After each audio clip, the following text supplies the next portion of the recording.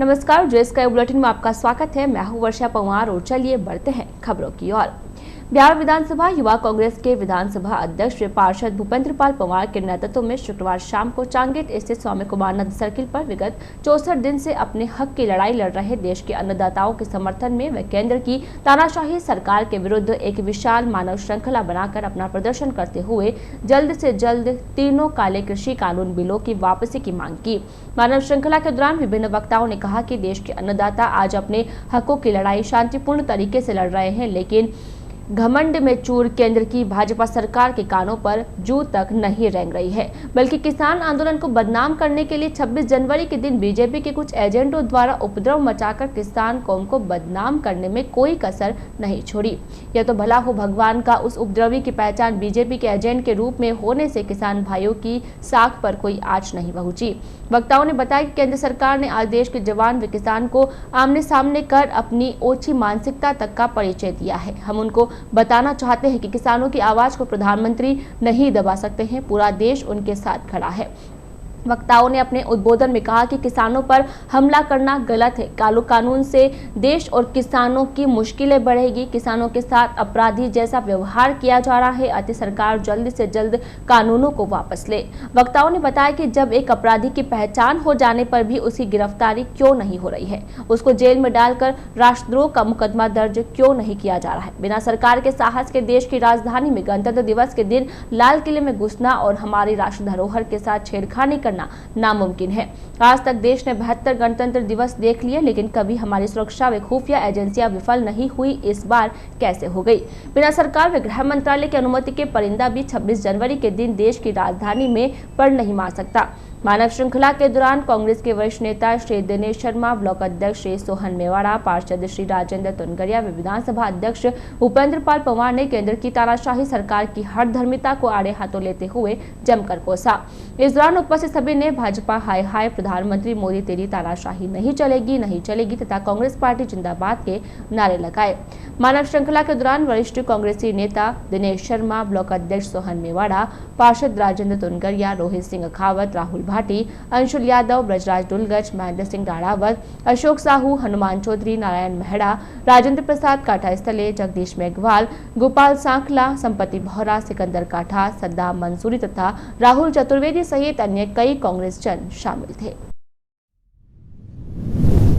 64 दिन से हमारे देश के अन्नदाता अपने मांगों को शांति से मंगाने के लिए देश की राजधानी दिल्ली की Tikri border, Singhu border, Ghazipur border पर आंदोलन कर रहे थे और बीजेपी के कुछ एजेंटों द्वारा 26 जनवरी के दिन लाल किले पर तिरंगा के स्थान पर कोई जाति विशेष का झंडा लगाया गया, वो केवल बीजेपी के एजेंट थे। उसके खिलाफ जो इस आंदोलन के तोड़ने का जो प्रयास बीजेपी द्वारा जो किया जा रहा है, जो छल किया जा रहा है, उसके विरुद्ध आज हमने किसानों को समर्थन देने के लिए युवा कांग्रेस वरिष्ठ कांग्रेस नेतागणों द्वारा चांगेट के कुमारानंद सर्किल पर मानव श्रृंखला बनाकर आज हमने उनको समर्थन दिया है और बीजेपी के एजेंट उदीप सिद्धू और गृह मंत्री और प्रधानमंत्री का संयुक्त पुतला फूंका है।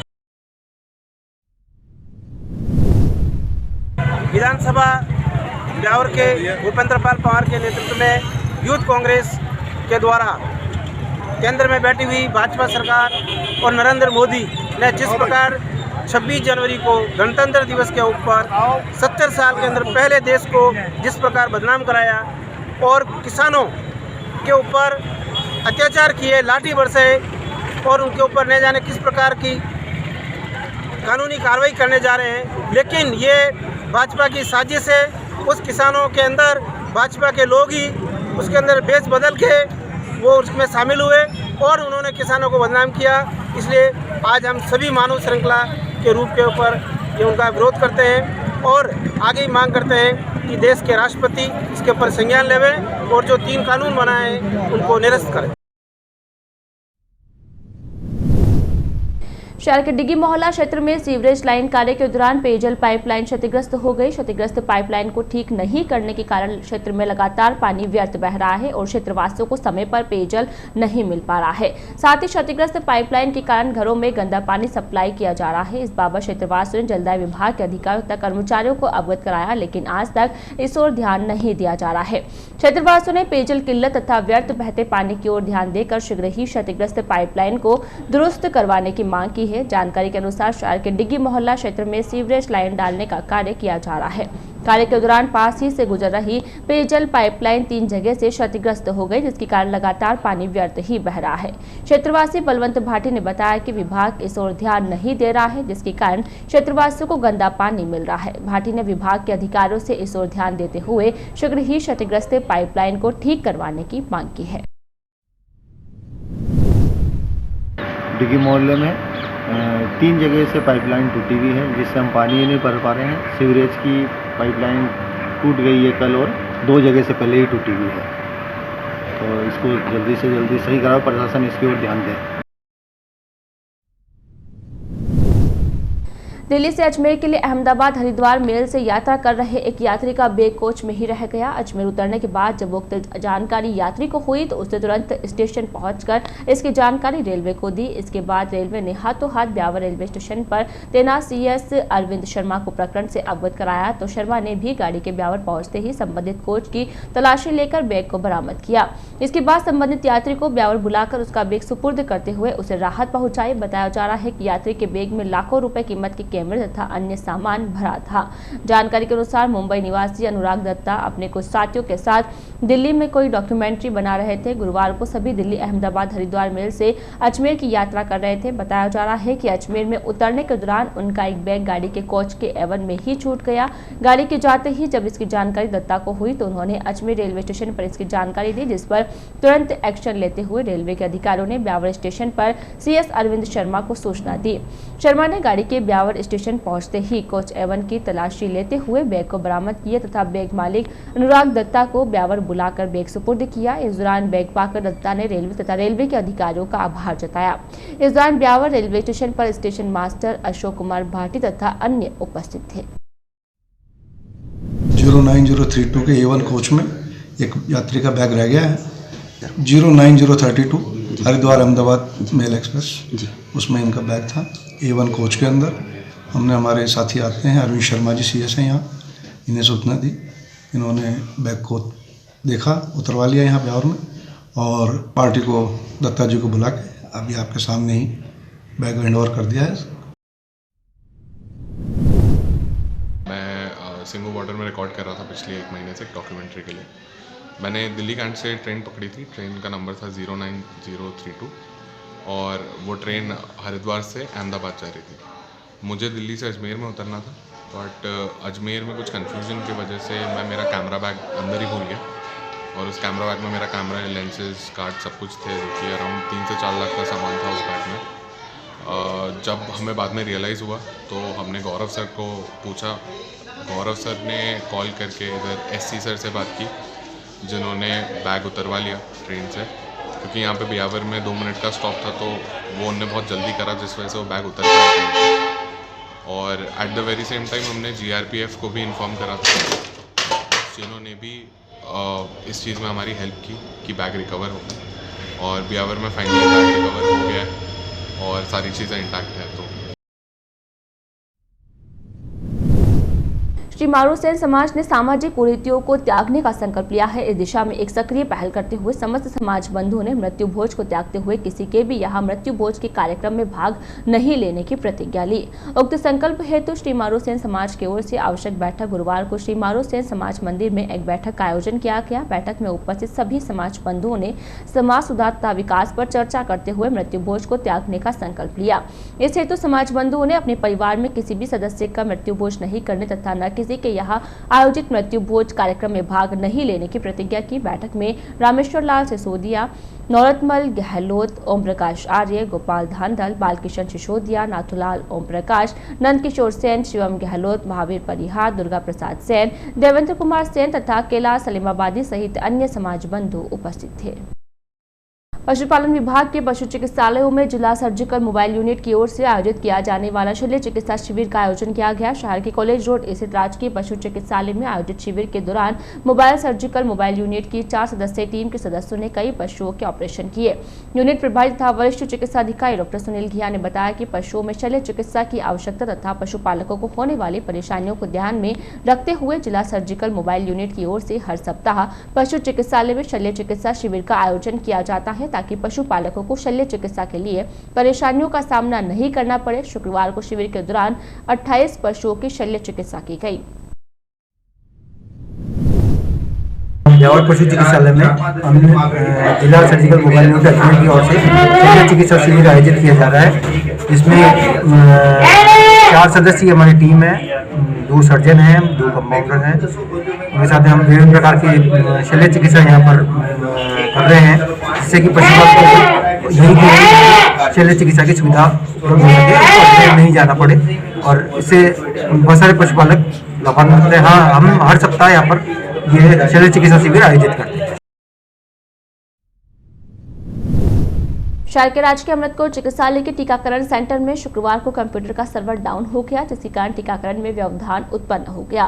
सर्वर डाउन के कारण वैक्सीन के लिए आई महिलाओं को काफी देर तक इंतजार करना पड़ा। उधर टीकाकरण के लिए बनाए गए वेटिंग एरिया में बैठने के लिए कुर्सियों की व्यवस्था नहीं होने के कारण भी टीकाकरण के लिए आने वाले लोगों को परेशानियों का सामना करना पड़ रहा है। टीकाकरण का नंबर आने तक लोगों को या तो खड़े खड़े ही अपना समय बिताना पड़ता है या फिर इधर उधर बैठना पड़ रहा है। मालूम हो कि वैक्सीन सेंटर के बाहर वेटिंग एरिया में टीकाकरण के लिए आने वाले लोगों के लिए बैठने हेतु कुर्सियों की व्यवस्था नगर परिषद प्रशासन को करनी है, लेकिन यहां पर कुर्सियों के अभाव में अव्यवस्थाओं का आलम है। मालूम हो कि टीकाकरण के लिए संबंधित व्यक्ति के मोबाइल पर आए मैसेज की जानकारी को जिला प्रशासन से मिली सूची से मैच करना होता है। सूची में नाम मैच होने के बाद ही टीका लगाया जाता है, लेकिन शुक्रवार को सर्वर डाउन होने के कारण परेशानियों का सामना करना पड़ा। उधर दोपहर 3 बजे बाद चालू हुए सर्वर के बाद वैक्सीन सेंटर में करीब 250 से अधिक लोगों का टीकाकरण किया गया।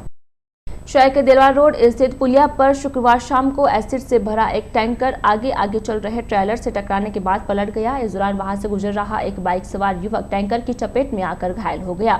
उधर हादसे की जानकारी के बाद सिटी थाना पुलिस तथा दमकल की गाड़ी मौके पर पहुंची तथा राजमार्ग पर यातायात को संभालते हुए घायल युवक को उपचार के लिए राजकीय अमृतकोट चिकित्सालय पहुंचाया। हादसे के दौरान टैंकर में भरा एसिड पुलिया पर फैल गया, जिस पर पुलिस ने मिट्टी डलवाई। साथ ही पुलिस ने क्रेन की मदद से पलटे हुए टैंकर को खड़ा करवाकर उसे साइड में किया। जानकारी के अनुसार शुक्रवार शाम को एसिड से भरा एक टैंकर उदयपुर से जयपुर की तरफ जा रहा था। ब्यावर स्थित दिलवार रोड पुलिया के यहां से गुजरते समय आगे चल रहे एक ट्रेलर चालक ने अचानक ब्रेक लगा दिए, जिसके कारण टैंकर असंतुलित होकर पलट गया। टैंकर के पलटते ही एसिड सड़क पर फैल गया। बताया जा रहा है कि सड़क पर फैला एसिड पुलिया से नीचे बहने लगा, जिसके कारण वहां से गुजर रहा बलाड़ निवासी एक 18 वर्षीय बाइक सवार युवक मुश्ताक पुत्र श्रीराज एसिड गिरने के कारण झुलस गया। झुलसी हुई हालत में युवक को एकेएच में भर्ती करवाया गया है। हादसे के बाद पुलिस ने दिलवार रोड पुलिया की यातायात को श्री सीमेंट वाले मार्ग पर डाइवर्ट करते हुए यातायात व्यवस्था को सुचारू किया। मुस्तफ़ा जो फैटकरी से जाके घर जा रहा था, बीच के अंदर एसिड ने ढोला हुआ था, वो स्लिप खा गई गाड़ी और ये जल गई। एसिड बहुत ज़्यादा सड़क के ऊपर, इसने सोचा कि ये पानी होगा कि निकल जाएगा, तो वो चिकना था ना, इसलिए स्लिप खा गया। महात्मा गांधी की पुण्यतिथि के अवसर पर शुक्रवार को विभिन्न संस्थाओं ने श्रद्धा सुमन अर्पित किए। इस अवसर पर प्रजापिता ब्रह्म कुमारी डिग्गी मोहल्ले में भी महात्मा गांधी की पुण्यतिथि मनाई। आयोजन के मौके पर उपस्थित जनों ने महात्मा गांधी की तस्वीर पर पुष्प चढ़ाए। इस दौरान बीके गंगा दीदी ने बापू के आदर्शों पर चलने का आह्वान किया।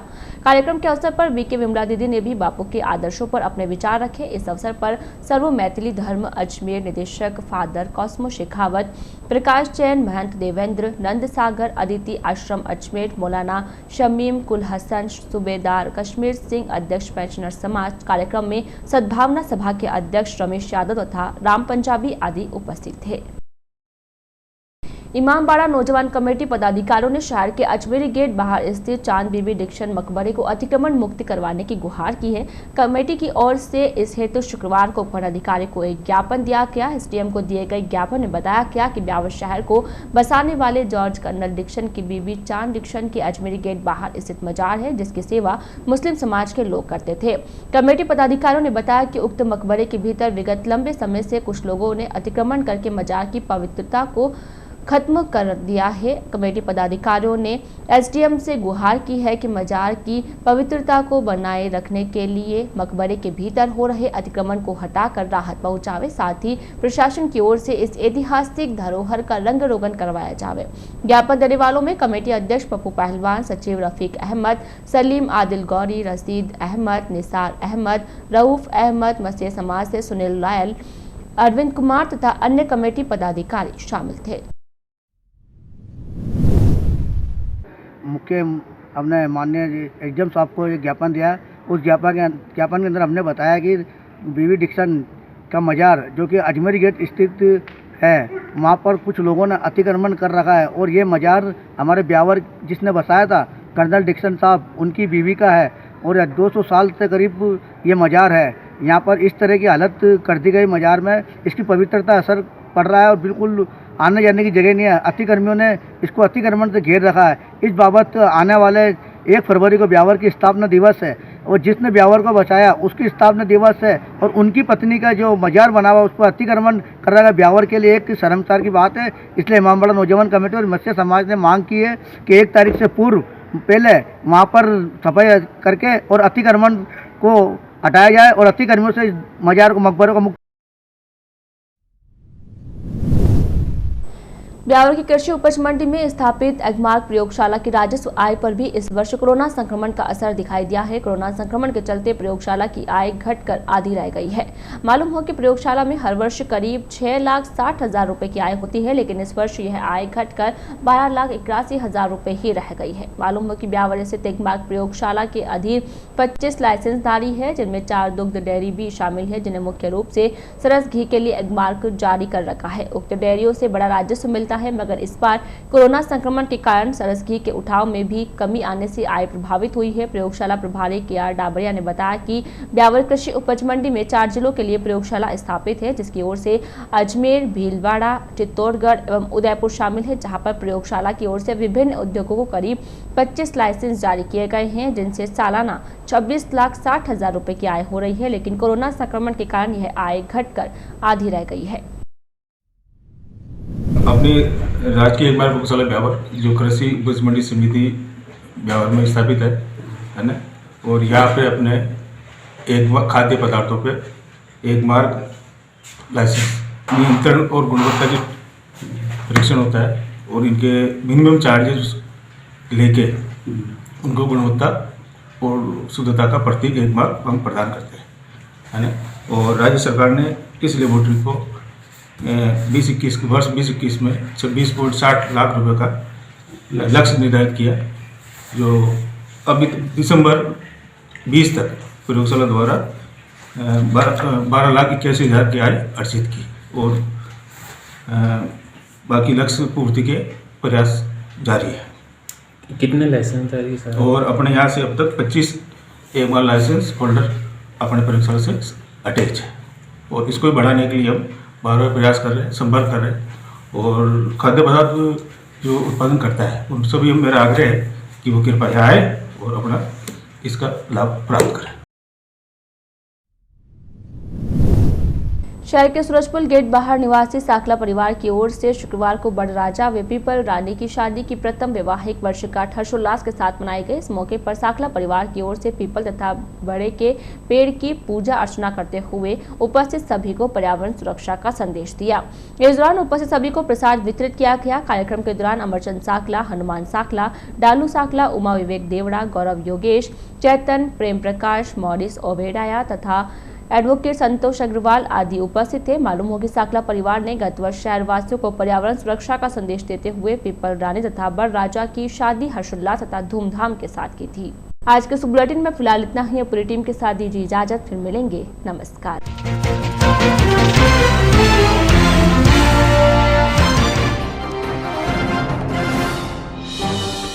सीवरेज लाइन डालने के दौरान क्षतिग्रस्त हुई पेयजल पाइपलाइन, डिग्गी मोहल्ला क्षेत्र में व्यर्थ बह रहा है पानी। श्री मारू सेन समाज का सामाजिक कुरीतियों को त्यागने का संकल्प, समाज ने लिया मृत्यु भोज में शामिल नहीं होने का निर्णय।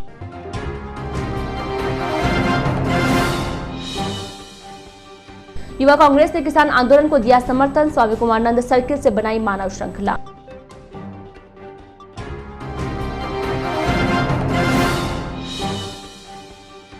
और ट्रेलर से टकराकर पलटा। एसिड से भरा टैंकर हादसे में एक बाइक सवार युवक हुआ घायल।